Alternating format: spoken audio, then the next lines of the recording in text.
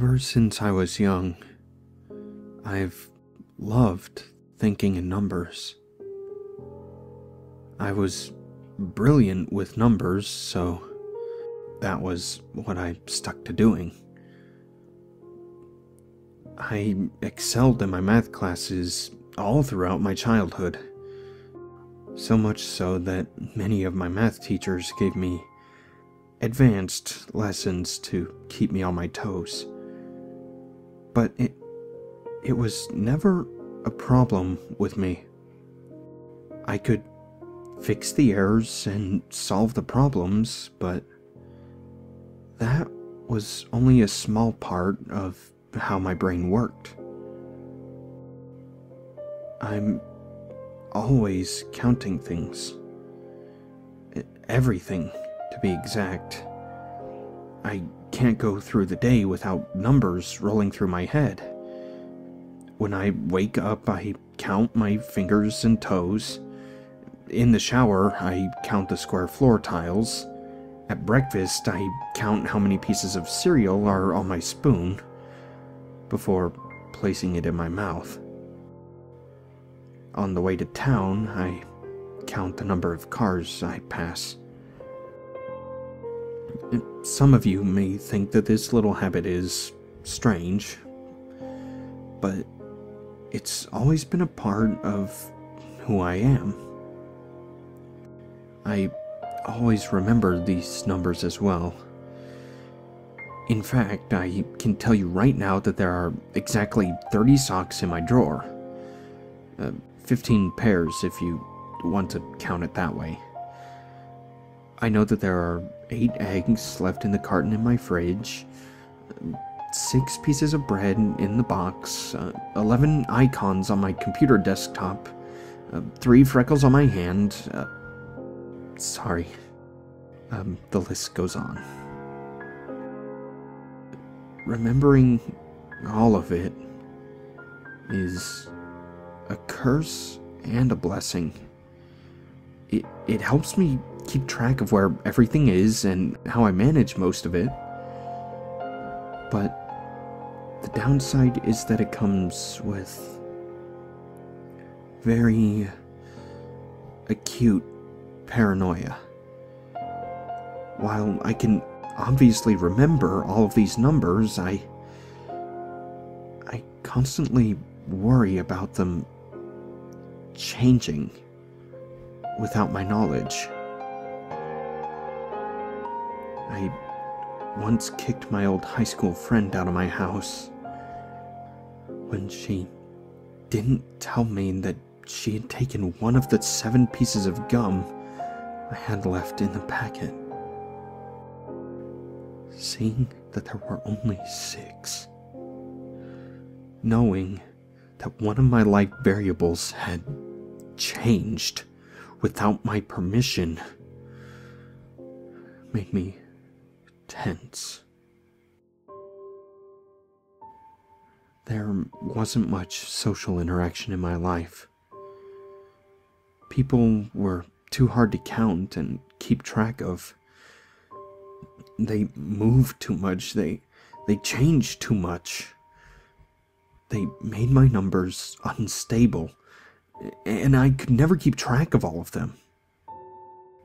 So, for the sake of my sanity, I worked from home and lived in complete isolation.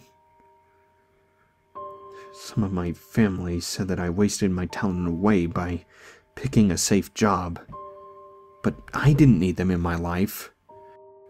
Cutting contact with them reduced an equation that had too many changing variables. I live in the country, way off the road, surrounded by a field. I would have secluded myself further by living in the forest, but I feared I would go nuts trying to count all the trees. It was hard enough to prevent myself from counting the blades of grass in my lawn. I didn't need the additional distraction. When I needed food or anything else, I paid the couple that lived 5 miles down the road to go to town and get my groceries for me. They had 3 children and 2 dogs. Very rarely did I ever venture into town myself. And when I did, it was very brief and hastily done. Trying to distract myself from all the things to count nearly drives me insane, but I managed. I've always managed. The solitude helps. It keeps my habit in line. I have my things to count. I'm aware when they change, and I don't have constantly unreliable variables in my life. Everything is normal.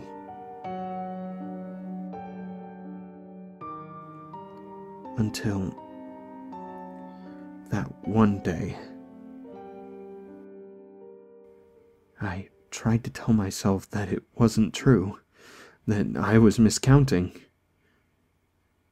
But that was impossible. I never miscounted. Ever.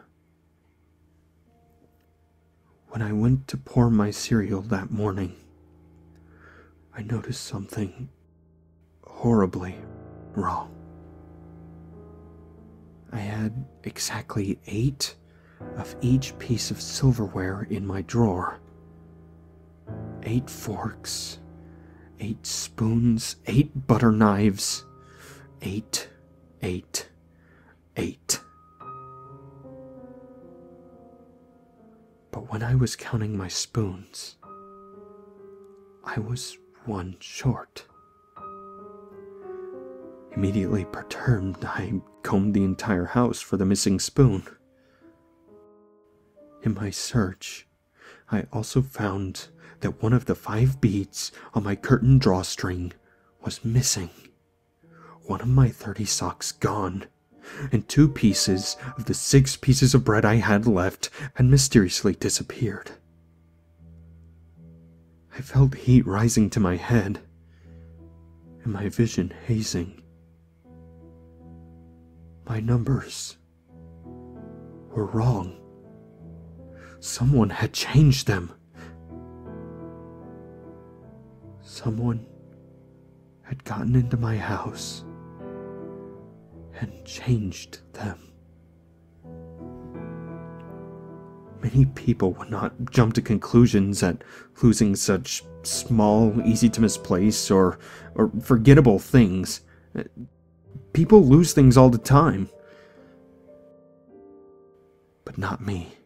I never lost my numbers. They were what kept me in order.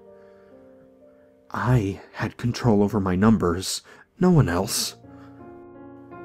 I did not like anyone messing up my numbers and changing them.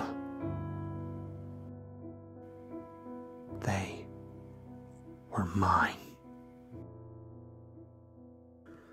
I searched for hours, trying to find these missing things. I checked every single place in my home, even the most unbelievable ones.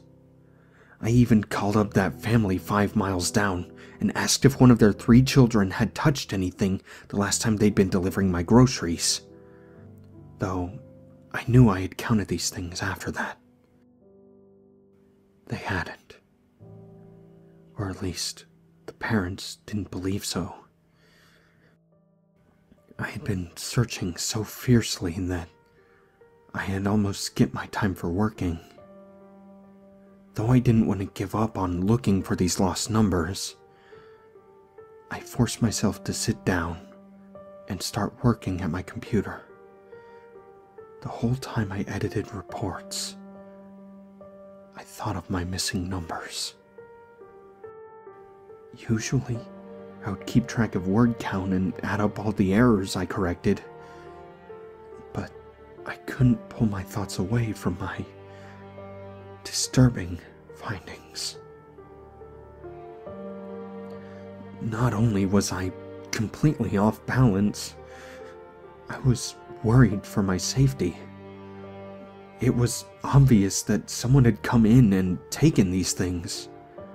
Why or how, I didn't know, but my house was no longer safe. I was no longer safe. And apparently, neither were the numbers that made up my life. After my work was finished, I resumed looking for these missing pieces of my life. I hadn't eaten breakfast, had skipped my lunch, and I skipped right over dinner to look for my numbers. I checked the same places over and over again, hoping that I had skipped something. When midnight hit, I had searched my house exactly 37 times. The last 21 times included a full sweep around the front porch of my house. All of those times had come up completely blank. My numbers were gone. Stolen. Shaken, I fell into my bed, exhausted, at 1:26 in the morning. The weather outside had turned from a decently cold day into a windy turmoil constantly howling in the background. I curled up beneath my covers in discontent. I closed my eyes and began counting in my head to try and lull myself to sleep. My numbers popped into my head. I was discontent, thinking over how they'd changed. Just as I had begun to fall asleep, I heard my old house groan against the wind pushing outside. My eyes snapped open, and I began to count the amount of creaks it made. 1, 2, 3. When daylight shined through the window, I was still staring at the ceiling. The wind died down after an hour, but I had kept counting. I could hear it in my head, and I had to keep counting. Everything needed to be counted. How many times I blinked, breathed, moved. It needed counting. Everything needed counting. 56, 57, 58. My alarm clock suddenly went off, but I didn't even blink. The numbers in my head started over, counting the amount of beeps going off in the background. I got up, but I didn't turn off the alarm. I kept on counting as I collected clothes for the day.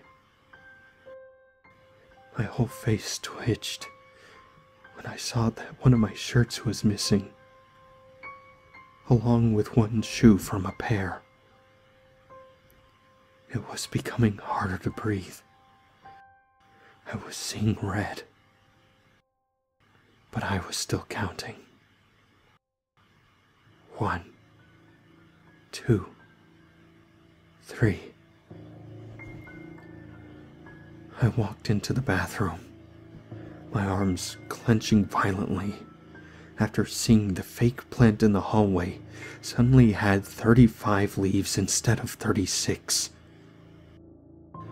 I slipped into the shower, starting over once again to start counting the shower tiles as I ran shampoo and conditioner through my hair. 11, 14. When I had finished my shower and clothed myself, I was drying my hair in front of the mirror when I saw him, He looked just like me. Made of 2s and 5s. Just like me. 2 eyes, arms, legs, ears, feet, hands. 5 fingers, toes. His face was like mine. Leaning closer to the mirror, I saw him lean in as well. I watched as he grinned at me, 28 adult teeth gleaming in the mirror light. He winked and plucked one of the 2 toothbrushes I had sitting on the counter, stuffing it into his pocket and disappearing. Hissing in disbelief, I looked down to see that brush gone. My head was spinning, and I quickly started counting the light bulbs in the hallway as I stalked my way through the house. The more I walked around, the more I saw missing. Each missing item made my head spin, and I had to start counting again. 16. 1, 2, 3. I saw him again in the kitchen, but he was different. He was no longer made up of 2s and 5s. A 3rd arm from the shoulder, 4-fingered hands, and 1 grinning mouth. Hands clenching, I swung for him, only to smash my hand right into the reflective surface of my refrigerator. Howling in agony, I spun around to look for where he'd gone. He was quick, I had to give him that. Quick, and a changing variable. I hate him. When I saw that he was nowhere to be found, I decided to just fix myself some breakfast in peace. I counted out my granola bars, which were in a basket where that man had been standing. I was furious to see that 2 of the 14 bars were gone. I left the kitchen after that, too disgusted to eat. And besides, I wasn't even that hungry. I saw him again when I sat at my computer, staring at me from within the blank monitor. He didn't have a mouth this time, or a nose. Just 2 wide eyes staring at me. I could see the smugness in their depths. He liked what he was doing to me. With an angry yell, I picked up the monitor and threw it across the room. It gave so easily, I was surprised, only to become more outraged when I saw that the cords that connected the monitor to the tower were gone anyway. Stolen, just like the rest of my numbers. Trying to quell my pent-up fury, I began to count the items sitting on my desk. 5, 10, some were gone. I tried 4 different hiding places in my house. I needed to hide from him, hide somewhere he couldn't steal my numbers anymore. I just wanted to count. I needed to count, but he wouldn't let me finish. I needed to finish counting. Something needed to be stable. I barricaded myself into my small, cramped spare bedroom closet. I had nothing in there. Nothing he could steal. The only thing it had aside from the walls keeping it together was the single mirror built into the wall. I leaned against it, wrapping my arms around my knees, rocking myself slowly, trying to breathe again, trying to keep my head clear. I began to count the number of wood planks making up the floor. 12, 13. When I ran out of planks to count, I began to count my fingers and toes. 8, 9. 9. My ring finger on my left hand was gone. Not severed, just gone. 16. 17. Some toes were missing as well. I was not constant. I was losing more of my numbers. Losing myself. I turned toward the mirror and saw him again. He had no eyes, no limbs, just one single grin.